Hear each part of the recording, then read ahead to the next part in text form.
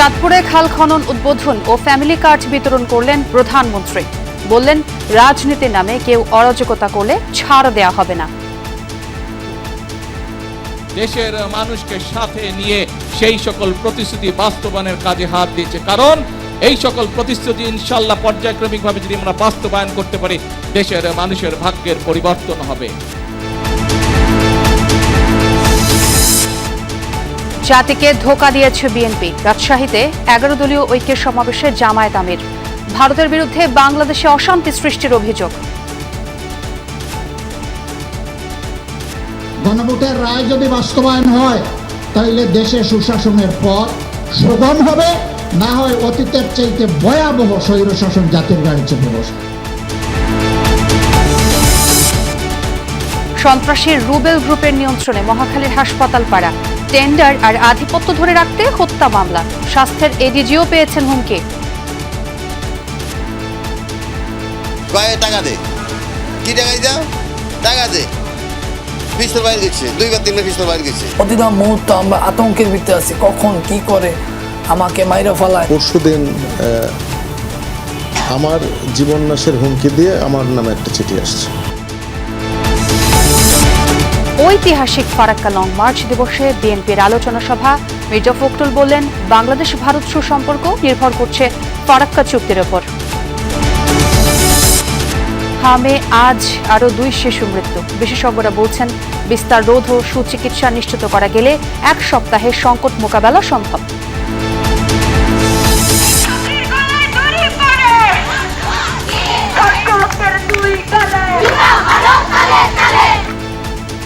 ধর্ষণ চেষ্টায় অভিযুক্ত যুবক গ্রেফতার না হওয়ায় ক্ষুব্ধ জাহাঙ্গীরনগর বিশ্ববিদ্যালয়ের শিক্ষার্থীরা।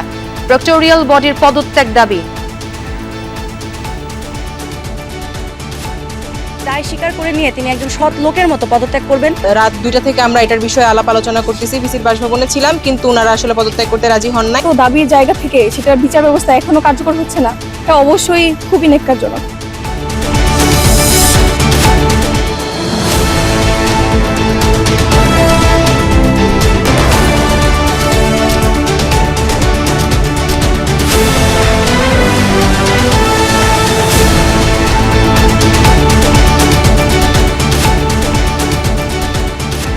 দর্শক, আমন্ত্রণ সন্ধ্যার বাংলাদেশে। সঙ্গে আছে আমি ছোয়া খন্দকার। আর এতক্ষণ শিরোনাম দেখছিলেন। রাজনীতির নামে কেউ অরাজকতা ও অশান্তি সৃষ্টির চেষ্টা করলে কেউ বসে থাকবে না বলে হুঁশিয়ার করেছেন প্রধানমন্ত্রী তারেক রহমান। তিনি বলেন, সামনের দিন হবে মানুষের ভাগ্য উন্নয়ন ও দেশ গড়ার রাজনীতি। চাঁদপুরে খাল খনন উদ্বোধন ও ফ্যামিলি কার্ড বিতরণের পর সমাবেশে এই হুঁশিয়ারি দেন তিনি। এই জেলায় ইপিজেড কারিগরি কলেজ সহ একগুচ্ছ দাবি পূরণের আশ্বাস দেন প্রধানমন্ত্রী। এর আগে কুমিল্লাকে বিভাগ করার প্রতিশ্রুতিও দেন তিনি। চাঁদপুর থেকে সাজ্জাদ হোসেনের ক্যামেরায় আরও জানাচ্ছেন সহকর্মী আরেফিন শাকিল। মেঘনা ডাকাতিয়ার বুক চিরে জেগে ওঠা এই জনপদের পরিচয় সিটি অব হিলসা নামে। দীর্ঘদিন ধরে সেই ইলিশের বাড়ি চাঁদপুর ঢুকছে নদী ভাঙ্গনার বেকারত্বে। অপার সম্ভাবনার 672 বর্গমাইলের এই জনপদ উন্নয়নে পিছিয়ে যুগের পর যুগ। সেই চাঁদপুরে প্রায় 22 বছর পর প্রধানমন্ত্রী বিএনপি চেয়ারম্যান তারেক রহমান। তবে কোনো প্রথাগত রাজনৈতিক জনসভা নয়, তার এই আগমন প্রান্তিক নারীদের হাতে ফ্যামিলি কার্ড তুলে দিতে। এদিন বিশেষ এই কার্ড পান চাঁদপুরের 370 জন সুবিধাবঞ্চিত নারী। চাঁদপুরের প্রায় 26.5 লাখ মানুষের একটা অংশ প্রবাসী, কেউ কেউ নির্ভরশীল কৃষি আর মৎস্য আহরণে। বাকিদের কর্মসংস্থানে ইপিজেডের দাবি বহুদিনের। সেই দাবি পূরণের ঘোষণা দেন প্রধানমন্ত্রী। আমরা যেদিন এই 20 কোটি মানুষের হাতকে, 40 কোটি হাতকে যদি আমরা শ্রমিকে রূপান্তর করতে পারি, তাহলে ইনশাল্লাহ দেশের মানুষের ভাগ্যের পরিবর্তন করতে পারবো। এ সময় তিনি দেশবাসীকে একটি মহলের অপরাজনীতি সম্পর্কে সজাগ থাকার আহ্বান জানান। দেশের মানুষ চায় স্থিতিশীলতা, দেশের মানুষ চায় দেশের শান্তি। কিছু মানুষ, একটি মহল বিভিন্ন বিতর্কের সৃষ্টি করছে, একটি মহল রাজনীতির নামে তারা বিভ্রান্তি ছড়ানোর চেষ্টা করছে। এর আগে চাঁদপুর সদরের বিশ্বখাল ও শাহরাস্তির খুর্দখালের পুনর্খনন কাজের উদ্বোধন করেন প্রধানমন্ত্রী তারেক রহমান। 80 দশকে সাবেক রাষ্ট্রপতি জিয়াউর রহমানের হাত ধরে খনন হয় জোড়াখাল একসময় এই অঞ্চলে কৃষি বিপ্লব ঘটিয়েছিল। সকালে ঢাকা থেকে সড়কপথে কুমিল্লা হয়ে চাঁদপুরে পৌঁছান প্রধানমন্ত্রী। যোগ দেন বরুড়া উপজেলার লক্ষ্মীপুর বাজারের পথসভায়। কুমিল্লাকে বিভাগ করা সহ বেশ কিছু প্রতিশ্রুতি দেন তিনি। আমরা আমাদের যে সকল পরিকল্পনা বাংলাদেশের মানুষের সামনে নির্বাচনের আগে উপস্থাপন করেছিলাম, দেশের মানুষ 12 তারিখের নির্বাচনে সেই ম্যানিফেস্টোকে, সেই পরিকল্পনাকে সমর্থন দিয়েছে এবং বিএনপিকে সরকার গঠনের সুযোগ দিয়েছে প্রিয় ভাই বোনেরা। এবং সেজন্যই আপনাদের কাছে যে সকল ওয়াদা আমরা দিয়েছিলাম, সেই ওয়াদাগুলো পর্যায়ক্রমিকভাবে আমরা বাস্তবায়নের কাজ শুরু করেছি। যাত্রায় মানুষের রক্তিম ভালোবাসা শিখতে হন খালেদা জিয়ার উত্তরসূরি তারেক রহমান। চলতি মাসেই নানাবাড়ি ফেনীতেও যাবেন প্রধানমন্ত্রী। প্রধানমন্ত্রী হিসেবে আজ 3 মাস পূর্ণ করলেন বিএনপি চেয়ারম্যান তারেক রহমান। নির্বাচনী জনসভা কিংবা দলীয় ইশতেহারে যা যা প্রতিশ্রুতি দিয়েছিলেন, ভোটের পর তার বাস্তবায়নে কখনো ছুটে যান উত্তরে, কখনো পশ্চিমে, এবার এলেন দক্ষিণ পূর্বাঞ্চলের জেলা চাঁদপুরে। বার্তা পরিষ্কার, বিএনপি সরকারের কাছে নির্ধারিত কোনো জেলা কিংবা নির্দিষ্ট অঞ্চল গুরুত্ব পাবে না, বরং উন্নয়ন অগ্রযাত্রা সমানভাবে গুরুত্ব পাবে সারা বাংলাদেশ। ইলিশের বাড়ি চাঁদপুর এসে প্রধানমন্ত্রী শুধু উন্নয়ন কর্মসূচি উদ্বোধন করেননি, বরং এই অঞ্চলের মানুষকে স্বপ্ন দেখিয়েছেন বেকারত্ব নিরসনের, পাশাপাশি এখানকার মৎস্য আর প্রবাসীদের জীবনমান বদলে দেয়। আরিফিন শাকিল, যমুনা নিউজ, চাঁদপুর। বিএনপি জাতিকে ধোঁকা দিয়েছে, তাই ক্ষমা চেয়ে গণভোটের রায় বাস্তবায়নের আহ্বান জানিয়েছেন বিরোধী দলীয় নেতা ডাক্তার শফিকুর রহমান। গুম কমিশন, স্বাধীন বিচার বিভাগ ও মানবাধিকার কমিশন না মেনে দলটি বিগত স্বৈরাচারের পথেই হাঁটছে বলে মন্তব্য করেন জামায়াত আমির। বাংলাদেশে অশান্তি সৃষ্টির চেষ্টা করলে ভারতও শান্তিতে থাকতে পারবে না বলে হুঁশিয়ারি দেন তিনি। 11 দলীয় ঐক্যের নেতাদের অভিযোগ, গণঅভ্যুত্থান পরবর্তী নির্বাচিত সরকারও ফ্যাসিবাদী কায়দায় দেশ চালাচ্ছে।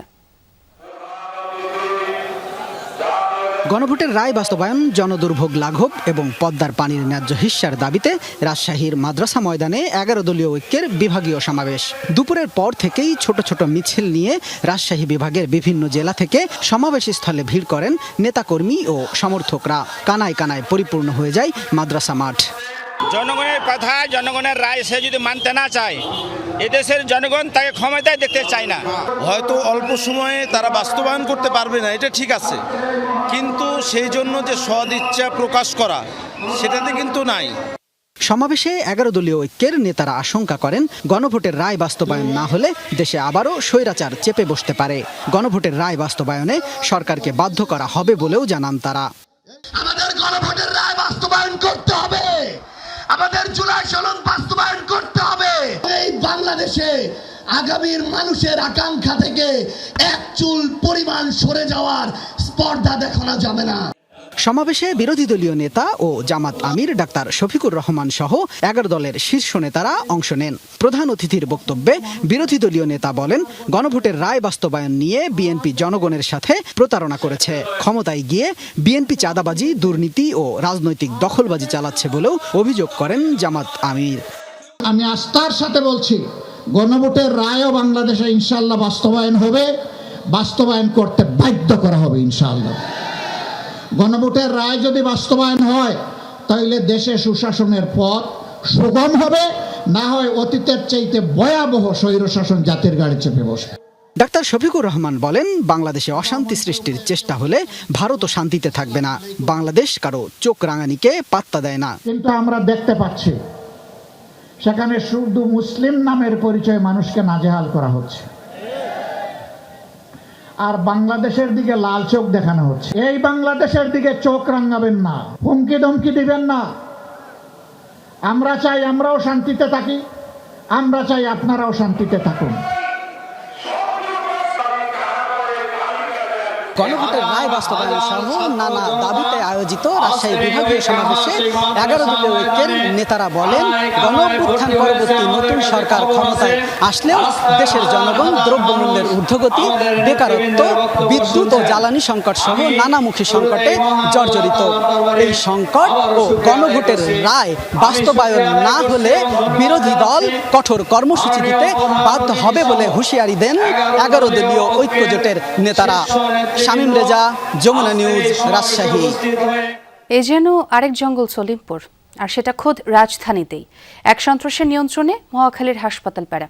কথা না শুনলেই হুমকি, হামলা, খুন। হাসপাতালের টেন্ডার নিয়ন্ত্রণ আর আধিপত্য ধরে রাখতেই চলে এসব বিষয়ে কী ব্যবস্থা নেওয়া হচ্ছে জানতে স্বাস্থ্য অধিদপ্তরে গেলে অতিরিক্ত মহাপরিচালক জানান তাকেও হত্যার হুমকি দিয়ে চিঠি দিয়েছে সন্ত্রাসীরা। আর এসবের মূলে রুবেল গ্রুপ। হাসান মিসবার প্রতিবেদন। 20 এপ্রিল বেলা 3:30টা রাজধানীর টিবি গেট এলাকার এই গলি ধরে বাসায় ফিরছিলেন ক্যান্সার হাসপাতালের সাবেক উপপরিচালক ডাক্তার আহমদ হোসেন। সেখানে তাকে কুপিয়ে জখম করে পালিয়ে যায় মাস্ক পরা 2 দুর্বৃত্ত। এই দিক থেকে 2টা ছেলে যায়, ওনারা মানে পিছন থেকে হামলা করছে। ঘটনার পর অজ্ঞাতদের আসামি করে মামলা করে হাসপাতাল কর্তৃপক্ষ, অথচ হামলাকারী ও তাদের গডফাদারের নাম সবার জানা। আতঙ্কে আর ক্যান্সার হাসপাতালে কাজে যোগ দেননি ডাক্তার আহমদ। তার জায়গায় অস্থায়ী দায়িত্ব দেওয়া হয়েছে অন্য চিকিৎসককে। শুধু ডাক্তার আহমদ নয়, রুবেল বাহিনীর বর্বরতার শিকার বক্ষ ব্যাধি হাসপাতালের সাবেক এক প্রশাসনিক কর্মকর্তাও। জীবন বাঁচাতে তিনিও বদলি হয়ে যান অন্য হাসপাতালে। আর নিজের বাসার সামনে হামলার শিকার হয়েছেন একই হাসপাতালের উপপরিচালক ডাক্তার আব্দুল্লাহ আল মেহেদি। সব ঘটনার মূলেই টেন্ডার নিয়ন্ত্রণ। একই এলাকায় আছে নার্সিং মহাবিদ্যালয়। নির্মাণাধীন ভবনে গিয়ে ঠিকাদারের কাছে চাঁদার দাবিতে গুলি চালায় রুবেল বাহিনীর সদস্যরা। আপনি কি দেখছিলেন? কথা বললেই ভালো। শুটিং কি এখানে হয়েছে না ওই পাশে? শুটিং গুলির ঘটনা পেছনে। মহাখালীর আরেক প্রতিষ্ঠান জনস্বাস্থ্য ইনস্টিটিউট। টেন্ডার না দিলে হত্যার হুমকি দেওয়া হয়েছে পরিচালককে। কিন্তু তারা জোর করছে, বারবার আমাকে মেসেজ দিয়ে, ফোন দিয়ে হুমকি দিচ্ছে, জীবন নাশের হুমকি দিচ্ছে। তো আমি তারপরে হুমকিতে তো ভয় পাবো না।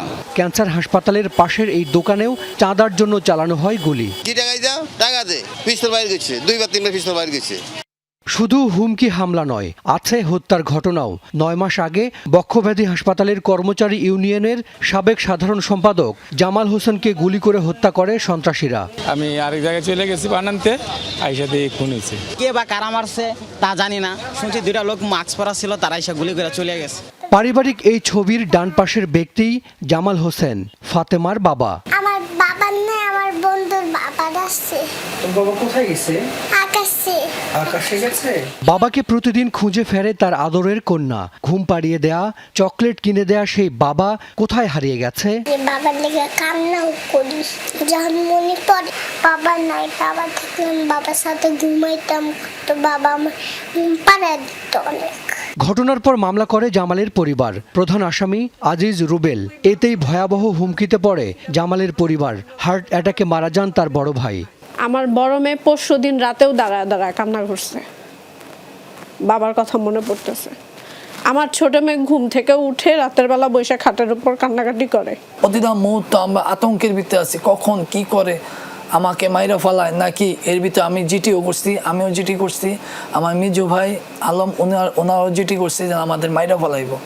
অপরাধ জগতে রুবেলের পথচলা বক্ষব্যাধি হাসপাতালের এই বস্তি থেকে। এখান থেকে বছরে ভাড়া তোলা হয় কোটি টাকার বেশি। আর পুরো এলাকায় ছোট বড় মিলিয়ে দোকান বসে 100-র বেশি। আমি কালকে বিকেল বেলা আসি, আমি তো জানি না বর্তমানে মালিক। 2000 টাকা। জি আসে একজন। বস্তির সামনে খাবারের এই দোকান চালায় আজিজ রুবেলের বোন রুমা। ক্যান্সার হাসপাতালের চিকিৎসক আহমেদ হোসেনের উপর হামলার পর এটি বন্ধ করে দেয়া হলেও আবারও চালু হয়েছে। রুমা আপা নামে একজন আছে, উনি আমাকে আসতে বলছে, উনি আর কি দোকান খুলতে বলছে, আর কি খুলছি আর কি। অর্থাৎ মহাখালীর এই হাসপাতাল পাড়ায় রুবেলের কথার বাইরে কিছুই হয় না। কিন্তু কে এই রুবেল? জানা যায় নার্সিং কলেজের এক কর্মচারীর ছেলে তিনি। বিদেশে বসে নিয়ন্ত্রণ করেন মহাখালীর অপরাধ জগৎ। ডাক্তার আহমদকে কোপাতে 20,000 টাকায় ভাড়া করা হয় সন্ত্রাসী। সবাই তার নাম শুনলেও দেখেনি কেউ। আগে শুনছি যে ওনারা এখানেই থাকতো, বক্ষব্যাধির ভিতরেই থাকতো। আমি 34 বছর চাকরি করি, আমার 34 বছরে আমি দেখিনি। আমরা বলা মানে বুঝেন তো। সব মিলিয়ে মহাখালীর হাসপাতাল পাড়ায় এখন রুবেল আতঙ্ক। নিরাপত্তাহীনতায় ভুগছেন চিকিৎসক, কর্মকর্তা, কর্মচারীরা। সরকারি কাজে বসলে তো ভয় করলে চলবে না, আমরা কাউকে ভয় পাচ্ছি না। একদম স্ট্রেট লাইনে টেন্ডার যাবে, এখানে কার নাম আসছে, কে আছে, এগুলো নিয়ে আমরা চিন্তা করছি না। হাসপাতাল পাড়ার নিরাপত্তায় কী ব্যবস্থা নেওয়া হয়েছে তা জানতে স্বাস্থ্য অধিদপ্তরে গেলে অতিরিক্ত মহাপরিচালক জানালেন হত্যার হুমকি দেওয়া হয়েছে তাকেও। পরশুদিন আমার জীবন নাশের হুমকি দিয়ে আমার নামে একটা চিঠি আসছে যে আমাকে মেরে ফেলা হবে, আমার পরিবার মেরে ফেলা হবে, এই ধরনের চিঠি একটা আসছে। পুলিশ বলছে মহাখালী এলাকায় নজরদারি বাড়ানো হয়েছে। আমরা সার্বক্ষণিক মনিটরিং রাখছি এবং এই ঘটনার আগের থেকেও পুলিশের তৎপরতা ছিল এবং ঘটনার পরপর আমার পুলিশি তৎপরতা বৃদ্ধি করা হয়েছে। জানা গেছে মহাখালীর হাসপাতাল পাড়ার নিরাপত্তায় বক্ষব্যাধি হাসপাতালে পুলিশ ফাঁড়ি বসানোর সিদ্ধান্ত হয়েছে, তবে কবে থেকে তা চালু হবে তা ঠিক হয়নি এখনো। এটি জাতীয় ক্যান্সার গবেষণা ইনস্টিটিউটের ছাদ। ঠিক এক বিল্ডিং পরেই স্বাস্থ্য অধিদপ্তর। অধিদপ্তর থেকে ক্যান্সার গবেষণা ইনস্টিটিউটের পায়ে হাঁটার দূরত্ব 1 মিনিটেরও কম সময়। এত কাছের প্রতিষ্ঠানেই যদি টেন্ডার কেন্দ্রিক এত ধরনের হুমকি হামলার ঘটনা ঘটে এবং পাশের আরেক হাসপাতাল বক্ষব্যাধিতে খুনের মতো ঘটনা ঘটে, তাহলে দূরের প্রতিষ্ঠানগুলোতে কি হয় তা হয়তো সহজেই অনুমান করা যায়। তবে বেশিরভাগ ক্ষেত্রে এসব ঘটনা আসে না প্রকাশ্যে। হাসান মিসবাহ, যমুনা নিউজ, ঢাকা। বাংলাদেশ ভারত সম্পর্ক কেমন হবে তা ডিসেম্বরের ফারাক্কা চুক্তির উপর নির্ভর করছে, আর নির্দিষ্ট সময়ের জন্য চুক্তিটি করা যাবে না। ফারাক্কা লং মার্চ দিবসের আলোচনা সভায় এই মন্তব্য করেছেন বিএনপি মহাসচিব মির্জা ফখরুল ইসলাম আলমগীর। তিনি আরও বলেন, দেশের স্থিতিশীলতা নষ্ট করতে সরকারের বিরুদ্ধে অপপ্রচার চালাচ্ছে কিছু কিছু শক্তি। উগ্র সাম্প্রদায়িকতা রুখতে সবাইকে সজাগ থাকারও আহ্বান জানিয়েছে দলটির স্থায়ী কমিটির সদস্য গয়েশ্বরচন্দ্র রায়। গঙ্গা নদীতে নির্মিত ফারাক্কা বাঁধ 1975 সালে চালু হওয়ার পরই পানির অভাবে ধুঁকছে বাংলাদেশ। মরুভূমির মতো হয়ে যায় বিভিন্ন অঞ্চল। প্রতিবাদে ঐতিহাসিক লং মার্চের ডাক দেন মজলুম জননেতা মাওলানা ভাসানী। দিনটি স্মরণে আলোচনা সভার আয়োজন করে বিএনপি। বিশেষজ্ঞ আলোচকরা তুলে ধরেন ফারাক্কার কারণে কিভাবে ক্ষতিগ্রস্ত হচ্ছে বাংলাদেশ। অন্যান্য দেশ এবং শক্তি ভ্রুকুটি উপেক্ষা করে পদ্মা ব্যারেজ প্রকল্প নির্মাণের অনুমোদন দেয় সরকারকে তারা ধন্যবাদ জানান। চুক্তিটা হতে হবে অনাদিকাল পর্যন্ত। ওই 3 বছর, 5 বছর, 7 বছর, 2 বছরের চুক্তি কাজে আসবে না। অনুষ্ঠানে যোগ দিয়ে বিএনপির সিনিয়র নেতারা বলেন, পানির ন্যায্য হিসা আদায়ে কাজ করছে সরকার। জনস্বার্থকে মাথায় রেখেই চুক্তির নবায়ন হতে হবে। এই দেশের স্বাধীনতা যুদ্ধে নাকি আপনারা অবদান রেখেছেন, সত্যি কথা, কিন্তু আপনাদের অন্তরে তো তাহলে প্রকৃত ভালোবাসা, প্রকৃত বন্ধুত্ব ছিল না। যে 3 বছর, 3.5 বছর যেতেই আপনারা গঙ্গার উপর একটা বাঁধ দিয়ে দিলেন। বিএনপি মহাসচিব বলেন, জনগণের স্বার্থ উপেক্ষিত হয় এমন কোনো চুক্তি করবে না সরকার। ভারতের সঙ্গে যে সুসম্পর্ক স্থাপিত হওয়া সুযোগ এসেছে, সেটা নির্ভর করবে ভারতের এই গঙ্গা চুক্তি বা আপনার ফারাক্কা চুক্তি সম্পাদনের উপর দিয়ে। একথা বিশ্বাস করি এবং সেই আহ্বান আমরা তাদের কাছে জানাতে চাই। দেশের সাম্প্রদায়িক পরিস্থিতি নিয়ে গভীর উদ্বেগ প্রকাশ করেন নেতারা। কোনো শক্তি যেন দেশের স্থিতিশীলতা নষ্ট করতে না পারে, ষড়যন্ত্র মাথা তুলে দাঁড়াতে না পারে, সেজন্য দলের নেতাকর্মী ও জনগণকে সজাগ থাকার আহ্বান জানান তারা। আমরা ফ্যাসিবাদকে তাড়িয়েছি, আমরা ভাবছি খুব ভাবে আছি না, ফ্যাসিবাদের কয়েকটি লোক তাড়ানো হয়েছে। ফ্যাসিবাদের চরিত্র কিন্তু বিরাজমান আড়ালে আবগালে। তারা সুযোগ পাইলে তারা কিন্তু এই অপকর্মটি করবে, গায়েটা বিএনপিকে দিতে হবে। গতকাল আমরা দেখলাম যে কয়েকজন নেতা, রাজনীতিরা তারা বিভিন্নভাবে এই সরকারের বিরুদ্ধে কথা বলছে এবং আবার এই স্থিতিশীলতা বিনষ্ট করবার চেষ্টা করছে। বুকে রক্ত দিয়ে যারা গণতন্ত্রকে অর্জন করেছে, তারা কখনোই কোনোভাবেই কোনো রকম চক্রান্ত বা ষড়যন্ত্রকে এখানে মাথা তুলে দাঁড়াতে দেবে না। বলেন, প্রতিবেশী দেশের কাছ থেকে পানির ন্যায্য হিস্যা আদায়ে সব রাজনৈতিক দল এবং জনগণকে সাথে নিয়ে আন্দোলনে নামতে হবে, চাপ দিতে হবে আন্তর্জাতিক মহলকে। দলে কাছে নিয়ে যেতে পারি, মানুষকে বোঝাতে পারি, সে কাজটা আমাদের করতে হবে। লাভলি বিথি, যমুনা নিউজ, ঢাকা। হামে মৃত্যু হলো আরও 2 শিশুর, দুজনেই সিলেটের। এ নিয়ে ছোঁয়াচে এই রোগে প্রাণহানির সংখ্যা বেড়ে দাঁড়ালো 453 জনে। জনস্বাস্থ্য বিশেষজ্ঞরা বলছেন, হামের বিস্তার ও জটিলতা কমাতে না পারলে আইসিইউ বৃদ্ধি করেও সংকট মোকাবেলা সম্ভব হবে না। রোগ প্রতিরোধে গুরুত্বারোপ করে সরকারকে কর্মসূচি গ্রহণের পরামর্শ তাদের। দেশের প্রতিটি জেলায় ছড়িয়ে পড়েছে হাম। এর মধ্যেই আক্রান্তের সংখ্যা ছাড়িয়ে গেছে 52,000-এর বেশি। গত 24 ঘন্টায় নতুন করে হাসপাতালে ভর্তি হয়েছে 961 জন, আর মৃত্যু হয়েছে আরও 2 জনের। এ নিয়ে মৃত্যুর সংখ্যা গিয়ে দাঁড়ালো 453 জনে। এমন পরিস্থিতিতে ডিআরইউতে আয়োজিত এক সংবাদ সম্মেলনে হামের বিস্তার রোধ এবং সুচিকিৎসা নিশ্চিতের উপর জোর দিয়েছেন জনস্বাস্থ্য বিশেষজ্ঞরা। অন্যথায় আইসিইউর সংখ্যা বৃদ্ধি করলেও সংকট মোকাবেলা সম্ভব হবে না বলছেন তারা। বক্তা ব্যক্তিরা বলছেন সব ঠিক আছে, সব কিছু নিয়ন্ত্রণে, কেন জরুরি অবস্থা জারি করবো? আমাদের আইসি যথেষ্ট আছে, তাহলে আমরা কেন দেখছি শিশুরা এখনো মারা যাচ্ছে? কাজে এই অবস্থাটা নিয়ন্ত্রণ করবার জন্য আমাদের এটা যে community based approach, public health approach, কমিউনিটিতে আপনার শিশুদেরকে ম্যানেজ করার যে প্রাথমিক কাজটা, সেটা যদি এখন আমরা শুরু করি, আগামী 7 দিনের মধ্যে আমরা জটিল রোগীর সংখ্যা অনেক ড্রপ ডাউন করবে। অন্তর্বর্তী সরকারের অবহেলায় এই সংকট তৈরি হয়েছে। তবে সুচিকিৎসা নিশ্চিত না করা, অপর্যাপ্ত আইসিইউ এবং চিকিৎসা ব্যবস্থা সহজলভ্য করতে না পারার দায় বর্তমান সরকারও এড়াতে পারে না বলছেন জনস্বাস্থ্য বিশেষজ্ঞরা। এই স্বাস্থ্যগত জরুরি অবস্থা ঘোষণা না করার মধ্য দিয়ে এদেশের জনসাধারণের স্বাস্থ্য অধিকারের, যার মধ্যে একটি হচ্ছে তার হাম হয়েছে কিনা এই পরীক্ষাটি নিশ্চিত করার ব্যাপারটির থেকে মানুষকে ডিপ্রাইভ বা বঞ্চিত করা হয়েছে। এদিকে বিকেলে দ্য ডেইলি স্টারের কনফারেন্স রুমে হামের প্রাদুর্ভাব ও শিশুর স্বাস্থ্য অধিকার নিয়ে এক সেমিনারের আয়োজন করে বাংলাদেশ চাইল্ড প্রোটেকশন ইনিশিয়েটিভ। অনুষ্ঠানে বক্তারা এই সংকটের জন্য দায়ীদের চিহ্নিত করে শাস্তির দাবি জানান। এডিবি এবং ইউনিসেফ এই দুটো প্রতিষ্ঠান মিলে মোট 5 মাস সময় নষ্ট করেছে। আরিফুর রহমান সবুজ, যমুনা নিউজ, ঢাকা। জাহাঙ্গীরনগর বিশ্ববিদ্যালয়ের শিক্ষার্থীকে ধর্ষণ চেষ্টায় অভিযুক্ত যুবক এখনও গ্রেফতার হয়নি। এতে ক্ষোভ বিরাজ করছে শিক্ষার্থীদের মধ্যে। এদিকে বিভিন্ন অভিযোগে প্রক্টর সহ পুরো প্রক্টোরিয়াল বডির পদত্যাগের দাবি জানিয়েছেন তারা। এমনকি প্রক্টরের অফিসে ঝোলানো হয়েছে তালাও। তবে র্যাব পুলিশের কঠোর অভিযান চলমান রয়েছে বলে জানিয়েছে বিশ্ববিদ্যালয়ের প্রশাসন। এদিকে সিসিটিভি তথ্য বলছে ঘটনার আগে পরে মিলিয়ে 4 ঘন্টা ক্যাম্পাসে অবস্থান করে অভিযুক্ত ওই যুবক। জাহাঙ্গীরনগর বিশ্ববিদ্যালয়ের এক ছাত্রীকে ধর্ষণ চেষ্টা মামলার আসামিকে গ্রেফতারের দাবিতে দেয়া 48 ঘন্টার আলটিমেটাম শেষ হয় শুক্রবার রাতে। এরপরই রাত 2টার দিকে বিভিন্ন হল থেকে বেরিয়ে আসেন শিক্ষার্থীরা। মিছিল নিয়ে ছাত্রী হল প্রদক্ষিণের পর বিশ্ববিদ্যালয়ের উপাচার্যের বাসভবনের সামনে গিয়ে অবস্থান নেন শিক্ষার্থীরা। এ সময় উপাচার্য ও শিক্ষার্থীরা বাকবিতণ্ডায় জড়ান। পরে ক্যাম্পাসের নিরাপত্তা নিশ্চিতে ব্যর্থ হওয়ার অভিযোগ এনে প্রক্টর সহ পুরো প্রক্টোরিয়াল বডির পদত্যাগ দাবি জানান তারা। এক পর্যায়ে সকাল 10টায় প্রক্টরের অফিসে তালা ঝুলিয়ে দেওয়া হয়।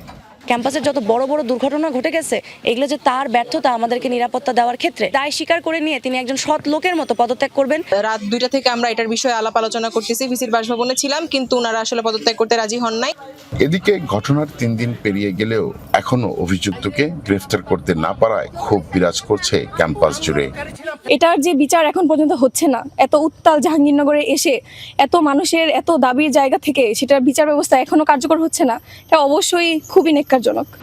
তবে র্যাব পুলিশের কঠোর নজরদারি ও অভিযান চলমান রয়েছে বলে জানিয়েছেন বিশ্ববিদ্যালয় প্রশাসন। দ্রুতই অভিযুক্তকে গ্রেফতার করা সম্ভব হবে বলে আশা তাদের। রাত থেকে আজকে এই সময় পর্যন্ত এখানে অবস্থান করেছে এবং দাবি জানিয়েছে। আমরা যেটা বললাম যে বিশ্ববিদ্যালয়ের পক্ষ থেকে যদি কোনো ব্যবস্থা নিতে হয় তাহলে অভিযোগ যেটা করা হয়েছে, যাদের বিরুদ্ধে অভিযোগ করা হয়েছে তাদেরও বক্তব্য জানতে হবে যে অবহেলাটা কোথায় হয়েছে। সেই জন্য একটা প্রক্রিয়া আছে, তদন্ত কমিটি করে আমরা দোষীকে আসলে চিহ্নিত করব। এর আগে গত মঙ্গলবার রাতে ভুক্তভোগী ছাত্রী জানান, পরিত্যক্ত ফজলতুন্নেসা হল সংলগ্ন রাস্তা দিয়ে যাওয়ার পথে এক ব্যক্তি তার পিছু নেয়। এক পর্যায়ে গলায় কাপড় পেঁচিয়ে ধর্ষণের চেষ্টা চালায়। পরে শিক্ষার্থীদের উপস্থিতি টের পেয়ে পালিয়ে যায় বহিরাগত ওই অভিযুক্ত। রাতেই সংগ্রহ করা সিসিটিভি ফুটেজে দেখা যায় ঘটনার আগে পরে মিলিয়ে 4 ঘন্টা ক্যাম্পাসে অবস্থান করে অভিযুক্ত ওই যুবক। মাহফুজুর রহমান নিপু, যমুনা নিউজ, সাভার। গাজীপুরে 5 জনকে গলা কেটে হত্যার ঘটনায় অভিযুক্ত ফোরকানের মরদেহ উদ্ধার হয়েছে মুন্সিগঞ্জে। বিকেলে লৌহজং উপজেলার ঘোড়দৌড় বাজার সংলগ্ন পদ্মা নদী থেকে মরদেহটি উদ্ধার করে ফায়ার সার্ভিস ও নৌ পুলিশের সদস্যরা। প্রথমে মরদেহটি নদীতে ভাসতে দেখে স্থানীয়রা, এরই মধ্যে স্বজনরা পরিচয় নিশ্চিত করেছে। পরে গাজীপুর পুলিশের কাছে হস্তান্তর করা হয় ফোরকানের মরদেহ। পদ্মা সেতুতে মোবাইল আর ব্যাগ রেখে নদীতে এক ব্যক্তি ঝাঁপ দেওয়ার সিসি ক্যামেরার ফুটেজ দেখে ওই ব্যক্তি ফোরকান বলে চিহ্নিত করেছিল পুলিশ। শরীয়তপুর সদর হাসপাতালে হামলার শিকার ডাক্তার নাসির ইসলামকে ঢাকা মেডিকেলে ভর্তি করা হয়েছে। চিকিৎসকরা জানিয়েছেন আগের চেয়ে তার শারীরিক অবস্থা কিছুটা ভালো। এই ঘটনায় জড়িত 2 জনকে গ্রেপ্তার করেছে পুলিশ। শরীয়তপুর সদর হাসপাতালের চিকিৎসক ডাক্তার নাসির ইসলামকে চিকিৎসায় অবহেলার অভিযোগে ধাওয়া দেয় রোগীর স্বজনরা। এক পর্যায়ে প্রাণ বাঁচাতে হাসপাতালের টয়লেটে আশ্রয় নেন তিনি। তবে বিক্ষুব্ধ স্বজনরা টয়লেটের দরজা ভেঙে তাকে ইট দিয়ে মাথায় আঘাত করে। মারধরের এক পর্যায়ে জ্ঞান হারালে তাকে হাসপাতালের বাইরে ফেলে রাখা হয়। এই ঘটনা শুক্রবার মধ্যরাতের। লাল মিয়া নামে এক ব্যক্তির মারা যাওয়াকে কেন্দ্র করে চিকিৎসকের উপর এই হামলা। তার হত্যাকারী এই ধরনের অপবাদ দিয়ে তার উপর গায়ে হাত তুলেছে এবং সেই গায়ে হাত তোলাটা খুবই ন্যাক্কারজনকভাবে করেছে। আমরা সিসিটিভি ফুটেজ দেখেছি, ইতিমধ্যে আমরা আসামিদের শনাক্ত করেছি এবং এই ঘটনার যে উস্কানিদাতা তাকে আমরা রাতে আমাদের অফিসার ইনচার্জ পালং থানা, তিনি নিজে ঘটনাস্থলে ছিলেন, সেখান থেকে তাকে গ্রেফতার করা হয়। রাতে শরীয়তপুর সদর হাসপাতালে প্রাথমিক চিকিৎসা শেষে শনিবার দুপুরে এয়ার অ্যাম্বুলেন্সে করে ডাক্তার নাসিরকে ঢাকায় আনা হয়। ভর্তি করা হয় ঢাকা মেডিকেল কলেজ হাসপাতালের নিউরো সার্জারি বিভাগে। তাকে দেখতে হাসপাতালে যান স্বাস্থ্য মন্ত্রণালয়ের সচিব সহ বিএনপির স্বাস্থ্য বিষয়ক সম্পাদক। আমার সহকর্মী যারা ডাক্তার সাহেবরা আছেন, ওনাদের তৎপরতা, ওনাদের দ্রুত চিকিৎসার মাধ্যমে স্থানীয়ভাবে চিকিৎসা এবং এখানে আসার পরও ওনারা যেভাবে চিকিৎসা করেছেন, আমার বিশ্বাস আমাদের এই সহকর্মীকে আমরা আল্লাহর রহমতে হয়তো সুস্থ করে ইনশাআল্লাহ আমরা আবার কর্মে ফিরিয়ে আনতে পারবো। যারা এই ধরনের ঘটনা ঘটিয়েছে তাদেরকে সুষ্ঠু তদন্তের মাধ্যমে তাদের বিচারের আওতাধীন নিয়ে আসতে হবে এবং দৃষ্টান্তমূলক শাস্তির ব্যবস্থা করতে হবে এবং ভবিষ্যতে কোনো চিকিৎসকে যেন এই ধরনের হেনস্থার শিকার না হয়।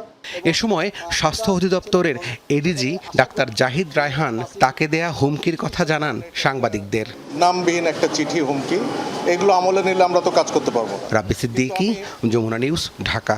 রাষ্ট্রের গতিশীলতার জন্য কাঠামোগত সংস্কারের বিকল্প নেই বলে মন্তব্য করেছেন বিশিষ্টজনরা। বিকেলে ডিআরইউতে এক আলোচনা সভায় এ মন্তব্য করেন তারা। নাগরিক ঐক্যের আয়োজনে রাষ্ট্রের কাঠামোগত সংস্কার শীর্ষক আলোচনা সভায় বক্তারা আরও বলেন, সংস্কারের জন্য গণভোট হলেও সংবিধানের দোহাই দিয়ে তা বাস্তবায়নে গড়িমসি করছে সরকার। নারী ও পুলিশ বাহিনীর মতো গুরুত্বপূর্ণ সংস্কারে কোনো উদ্যোগ নেই। তারা বলেন, পররাষ্ট্র থেকে স্থানীয় সরকার সব ক্ষেত্রে স্থবিরতা বিরাজ করছে। হামিদ টিকা সংকট, যুক্তরাষ্ট্রের সঙ্গে অসম চুক্তি সহ নানা সংকট নিয়ে সরকার ও বিরোধী দলের ভূমিকার সমালোচনাও করেন বক্তারা। যেটা সংবিধানে আছে সেই রকম সংস্কার করা হবে। তো সংবিধানে তো অনেক কিছুই নাই। সংবিধানে তো এই অন্তর্বর্তীকালীন সরকারও ছিল না। শ্রমিকদের মজুরি বাড়াচ্ছি না, কিন্তু বোয়িং কিনছি 10টা, কারণ যুক্তরাষ্ট্রের সাথে আমাদের গোপনে চুক্তি হয়ে গেছে। অন্তর্বর্তীকালীন সরকার চুক্তি করেছে, কিন্তু এই সরকার, এখনকার বিরোধী দল সেই চুক্তির ব্যাপারে নীরব। সব জিনিসের দাম বাড়া, তারপরে তেল নাই, তারপরে গ্যাস নাই, তারপরে সমস্ত কিছু সংকট, চাষের কি অবস্থা হবে তাই জানি না। এই পরিস্থিতিতে আবার যদি ট্যাক্স বাড়ে, সেই সময় আবার আপনি সংবিধান সংশোধনের কথা বলবেন, মানুষ বলবে সংবিধান কি ধুয়ে খাবো আমি। ফেসবুকে পরিচয়, পরে দ্বিতীয়বার বিবাহ বন্ধনে আবদ্ধ হন শরীয়তপুরের আসমা আক্তার ও জিয়া সর্দার। তবে পারিবারিক কলহের জেরে সেই স্বামীকে হত্যার অভিযোগেই গ্রেফতার হয়েছেন আসমা। স্থানীয়দের অভিযোগ, হত্যার পর মরদেহ কয়েক টুকরো করে লুকানোর চেষ্টা করতে গেলে ধরা পড়েন ওই নারী। পুলিশের দাবি, প্রাথমিক জিজ্ঞাসাবাদে ঘটনার দায় স্বীকার করেছেন অভিযুক্ত আসমা। তদন্তের মাধ্যমে প্রয়োজনীয় ব্যবস্থা নেওয়ার আশ্বাস দেওয়া হয়েছে।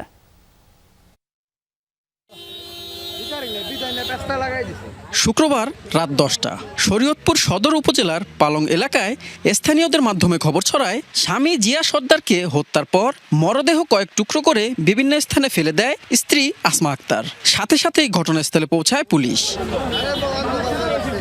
স্থানীয়দের তথ্যের ভিত্তিতে অভিযুক্ত আসমাকে আটকের পর তার স্বামীর মরদেহের বিভিন্ন খণ্ডিত অংশ উদ্ধার করা হয়। স্বজনরা জানান, উপজেলার চন্দ্রপুর এলাকায় গত মঙ্গলবার রাতে কথা কাটাকাটি হয় আসমা ও তার স্বামীর মধ্যে। এক পর্যায়ে রড দিয়ে আঘাত করলে নিহত হয় জিয়া সর্দার। ঘটনাটি আড়াল করতে তার মরদেহ কয়েক টুকরো করে বিভিন্ন স্থানে ফেলে দেওয়া হয়। শুক্রবার সন্ধ্যায় শহরের পালং এলাকায় মরদেহের খণ্ডিত অংশ ফেলতে চান অভিযুক্ত ওই নারী। দুর্গন্ধ পেয়ে সন্দেহের বশে বিষয়টি 999-এ ফোন দিয়ে জানান স্থানীয়রা। আইসা দেখি বস্তা ভরা গন্ধ আসতেছে, কেরাসিন দিচ্ছে, আবার গন্ধ না আসে। আইনগতভাবে আমরা চাইটার মানে সর্বোচ্চ একটা বিচার চাচ্ছি। এরকম টুকরো টুকরোর ব্যাপারটাই প্রথম শরীয়তপুরে, এরকম জানি কোনোদিন না হয়, এটাই আমরা বিচার চাই। এটাই ঘটনাস্থলে পৌঁছে ওই নারীকে হেফাজতে নেয় পুলিশ। পরে তার দেয়া তথ্যের ভিত্তিতে উদ্ধার করা হয় মরদেহের খণ্ডিত অংশ। এই ঘটনার সাথে অন্য কেউ জড়িত আছে কিনা তা খতিয়ে দেখা হচ্ছে। বস্তার মধ্যে তার লাশটা পালাই গেছে, মাথাটা আছে ঠিক, আর বডির মাংসগুলো নাই, হাতটা ঠিক আছে, আর ড্রামের মধ্যে ওই মাংসগুলো আছে। সে বলছিল মাছ ফ্রিজে রাখতে আনছে, কিন্তু সন্দেহ হতে তারা আমরা আটক করছি। আটক করে যখন জিজ্ঞেস করছি তখন সে পার্ট টু পার্ট বললো আর কি। এই মহিলারও পূর্বে সংসার আছে, এক ছেলে মেয়ে আছে। এটা হলো গোপালগঞ্জ টঙ্গিপাড়া। আর যে মারছে সেও আগে বিয়ে করছিল, তার এক ছেলে আছে 15 বছরের, এটা দাদা দাদির কাছে থাকে। এদিকে গতরাতেই পালং মডেল থানায় হত্যা মামলা করেন নিহতের বাবা। ঘটনার সুষ্ঠু তদন্ত করে হত্যাকারীর বিচার দাবি তার। বিচার চাই, আমার ছেলের হত্যার বিচার চাই, আমি ফাঁসি চাই। যে আপনারা দেখলে, ছেলেটারে দেখলে বুঝতে পারবেন যে আমার কি ছেলে গেছে গিয়া। নৃশংস এই ঘটনায় এলাকায় চাঞ্চল্যের সৃষ্টি হয়েছে। পুলিশ বলছে তদন্তের মাধ্যমে প্রয়োজনীয় আইনগত ব্যবস্থা নেওয়া হবে। SM Shakil, Jamuna news, Shariatpur. Premier ব্যাংকের জালিয়াতির কারণে বিপাকে পড়েছেন পোশাক শিল্পের 26 উদ্যোক্তা। ভুয়া এলসি তৈরি করে উদ্যোক্তাদের ওপর চাপিয়ে দেওয়া হয়েছে শত শত কোটি টাকার ঋণের বোঝা। সংবাদ সম্মেলনে উদ্যোক্তারা জানিয়েছেন, ঋণ ও এলসি সুবিধা বাতিল করায় বন্ধ হয়ে গেছে তাদের কারখানা, বেকার হয়েছেন হাজার হাজার শ্রমিক। এই অনিয়মের তদন্ত ও দায়ীদের শাস্তি দাবি করেছেন শিল্প মালিকরা। একসময় নারায়ণগঞ্জের এই পোশাক কারখানার প্রতিটি মেশিনপত্রই সচল ছিল। কর্মব্যস্ত সময় পার করতেন শ্রমিক কর্মচারীরা, যেটি প্রায় 2 বছর ধরে বন্ধ। বেকার হয়েছে 2000 শ্রমিক কর্মচারী। প্রিমিয়ার ব্যাংকের অনিয়ম এবং জালিয়াতিতে বন্ধ হয়েছে এমন আরও অন্তত 26টি কারখানা। সকালে ইআরএফ কার্যালয়ে আয়োজিত সংবাদ সম্মেলনে উদ্যোক্তারা বলেন, প্রিমিয়ার ব্যাংকের নারায়ণগঞ্জ শাখা জালিয়াতির মাধ্যমে সীমা অতিরিক্ত ঋণ ইস্যু করে এসব কারখানার নামে। মালিকের অজান্তেই তৈরি করা হয় ভুয়া ঋণপত্র। পণ্য না এলেও বাজার থেকে ডলার কিনে তা পরিশোধ করা হয়। যেখানে ফেক কমিটমেন্ট আইডি করা হয়েছে, এই ফেক কমিটমেন্ট আইডি 2023 সালে যতটুকু বের করছে, তারপরে গিয়ে আরো তারা বের করছে। ফেক এলসি করে তারা কারেন্ট অ্যাকাউন্টে জমা করেছে, ডিরেক্টলি তারা বিএলও অ্যাকাউন্টে জমা করে সেগুলা দিয়ে ওই যে ফেক এলসি করছে সেগুলো পেমেন্ট করছে, এবং এগুলো সাইকেলিং করারে ক্রমান্বয়ে একটা দিয়ে আরেকটা পরিশোধ করতে করতে অবস্থা হয়েছে। অস্বাভাবিক টাকা আমাদের অ্যাকাউন্টে ঢুকতেছিল, সিডি অ্যাকাউন্টে। বারবারই আমরা প্রতিবাদ করতেছিলাম যে এই টাকা আসতেছে, অ্যাকাউন্টে ঢুকতেছে, এবং এই টাকা কিছুদিন পরে দেখতেছি আমরা নাই। সিডি অ্যাকাউন্টে টাকা নিতে হয়, আমাদের প্রেয়ার বা আমাদের চেক নিত, কিন্তু পরবর্তীতে দেখা যাচ্ছে এগুলো আর তারা কিছু নেয় নাই, তারা নিজেরা এই টাকা দিয়ে ডলার করে পেমেন্ট করত। সংবাদ সম্মেলনে উদ্যোক্তারা বলেন, ঋণপত্র খুলে কোটি কোটি ডলার লেনদেন হয়েছে এসব ব্যাংক হিসাবে, যেটি প্রিমিয়ার ব্যাংকের প্রধান কার্যালয় এবং বাংলাদেশ ব্যাংকের জানার কথা, কিন্তু সে সময় তারা কোনো ব্যবস্থা নেয়নি। ব্যাংক যখন এলসি খোলে, হোয়াট এভার অ্যামাউন্ট এলসি, সেটা যখন খোলে, সেটা কিন্তু প্রিমিয়ার ব্যাংকের হেড অফিসের আইডি, ইন্টারন্যাশনাল ডিভিশন, তারপরে CRM, তারপর হচ্ছে বাংলাদেশ ব্যাংকের ডেস্ক বোর্ডে এটা হিট করে, সবাই জানে। তো যেখানে 10 লাখের এগেনস্টে 50 lakh dollar back to back হয়, বাংলাদেশ ব্যাংক কি ঘুমাইছিল তখন? কি করছে তারা? অডিট আসতো বছরে 6 বার হেড অফিস, তারা কি করলো? এবং বাংলাদেশ ব্যাংক 2 বার করে অডিট আসতো, তারা কি করলো? এবং তারা কি এগুলি চোখে কিছু দেখে নাই? এই যে প্রত্যেক মাসে 3-4 কোটি ডলার কিনতেছে 2017 থেকে 18 সাল থেকে, এই ডলারগুলি কিনতেছে, তারা প্রশ্নগুলি কেন করলো না? এ ঘটনায় অভিযোগ করেও কোনো প্রতিকার না পাওয়ার কথাও জানান ভুক্তভোগী উদ্যোক্তারা। উল্টো ব্যাংকের পক্ষ থেকে মামলা করে হয়রানি করা হচ্ছে বলেও অভিযোগ তাদের। এই জালিয়াতির নিরপেক্ষ তদন্ত এবং বিচার দাবি করেছেন উদ্যোক্তারা। আলমগীর হোসেন, যমুনা নিউজ, ঢাকা। ভারতের মধ্যপ্রদেশে অবস্থিত ঐতিহাসিক স্থাপনা ভোজশালাকে আদালত মন্দির হিসেবে স্বীকৃতি দেওয়ায় তৈরি হয়েছে বিতর্ক। স্থাপনাটিকে যুগের পর যুগ ধরে মুসলমানরা কামাল মাওলা মসজিদ হিসেবে মেনে আসছে। শুক্রবার হিন্দুদের পক্ষে বিতর্কিত এই রায় দেন মধ্যপ্রদেশের হাইকোর্টের 2 বিচারপতির বেঞ্চ। ধার জেলায় অবস্থিত ভোজশালাকে দেবী সরস্বতী বা বাঘ দেবীর মন্দির হিসেবে স্বীকৃতি দেওয়া হয়েছে। এমনকি সেখানে হিন্দুদের পূজা করার অনুমতিও দেওয়া হয়েছে। রায় বলা হয়েছে, মুসলমানরা মসজিদের জন্য সরকারের কাছে বিকল্প জমি চাইতে পারবে। ভোজশালা বর্তমানে ভারতের পুরাতত্ত্ব বিভাগের সুরক্ষাধীন একটি ঐতিহাসিক স্থাপনা। ইরানের পরমাণু কর্মসূচি স্থায়ীভাবে বন্ধের শর্ত থেকে সরে আসলেন মার্কিন প্রেসিডেন্ট ডোনাল্ড ট্রাম্প। তেহরান তার পরমাণু কর্মসূচি 20 বছরের জন্য বন্ধ করলেই তা মেনে নেবেন বলে জানিয়েছেন ট্রাম্প। তবে অনাস্থা নিয়ে কোনো ধরনের চুক্তিতে যেতে অসম্মতি জানিয়েছে ইরান। স্পষ্ট ও নির্দিষ্ট শর্ত ছাড়া আলোচনা টেবিলে বসবে না বলে জানিয়েছে দেশটির পররাষ্ট্র মন্ত্রণালয়। এদিকে ট্রাম্পের এই নতুন অবস্থান নিয়ে এখনো কোনো মন্তব্য করেনি ইসরায়েল। দফায় দফায় আলোচনার টেবিলে বসার পরও ইরান ইস্যুতে সমঝোতায় ব্যর্থ যুক্তরাষ্ট্র। হরমুজ প্রণালীর নিয়ন্ত্রণ ইস্যুতে অনেকটাই বিপাকে ওয়াশিংটন। সব মিলিয়ে মধ্যপ্রাচ্য ইস্যুতে চাপে যুক্তরাষ্ট্র, তা স্পষ্ট হয়েছে এরই মধ্যে। এই অবস্থায় ইরান ইস্যুতে যেন সুর অনেকটাই নরম করলেন মার্কিন প্রেসিডেন্ট ডোনাল্ড ট্রাম্প। তেহরানকে আলোচনার টেবিলে বসাতে ফের প্রস্তাব পাঠিয়েছে ওয়াশিংটন। প্রথমবারের মতো ইরানের উপর স্থায়ী নিষেধাজ্ঞার অবস্থান থেকে সরে আসার ঘোষণা দিলেন ট্রাম্প। মার্কিন প্রেসিডেন্ট জানান, একটি সম্পূর্ণ বাস্তবসম্মত ও কার্যকর চুক্তির বিনিময়ে ইরান তার পরমাণু কর্মসূচি 20 বছরের জন্য স্থগিত রাখলেই চলবে। চীন এই ইস্যুতে সহায়তা করছে বলেও জানান তিনি। চীনও এই যুদ্ধ শেষের পক্ষে। হরমুজ ইস্যুতে তারা সহায়তা করতে আগ্রহী, কিন্তু আমাদের কোনো সাহায্যের প্রয়োজন নেই, কারণ সহায়তার বিনিময়ে কিছু না কিছু দাবি করে বসে সবাই। এভাবেই সবকিছু কাজ করে। এদিকে আস্থার সংকটে ভুগছে যুক্তরাষ্ট্র ইরান আলোচনা। নয়াদিল্লিতে আয়োজিত ব্রিক্স সম্মেলনে যোগ দিয়ে এই তথ্য জানান ইরানের পররাষ্ট্রমন্ত্রী আব্বাস আরাকচি। বলেন, কোনো চুক্তিতে পৌঁছানোর আগে স্পষ্ট ও নির্দিষ্ট শর্ত চায় তেহরান। যুক্তরাষ্ট্র সামরিকভাবে যা অর্জন করতে পারেনি, দুপক্ষের লাভজনক সমাধান ছাড়া আলোচনার টেবিলেও তা অর্জন করা অসম্ভব। এই মুহূর্তে যুক্তরাষ্ট্রের প্রতি আমাদের কোনো বিশ্বাস নেই, তবে চীনের সাথে আমাদের সুসম্পর্কের ইতিহাস পুরনো। তাদের পক্ষ থেকে নেওয়া যে কোনো কূটনৈতিক উদ্যোগকে স্বাগত জানানো হবে। হরমুজ প্রণালীর পরিস্থিতি বর্তমানে জটিল হলেও যুদ্ধরত দেশগুলো ছাড়া অন্য সব জাহাজকে নিরাপদে পার হতে সাহায্য করা হচ্ছে। আলোচনা নিয়ে ট্রাম্পের নতুন এই অবস্থান নিয়ে এখনো কোনো প্রতিক্রিয়া জানায়নি ইসরায়েল। সাবরিনা নুসরাত, যমুনা নিউজ। দর্শক, এই ছিল সন্ধ্যার বাংলাদেশে। এতক্ষণ যারা সঙ্গে ছিলেন সবাইকে ধন্যবাদ।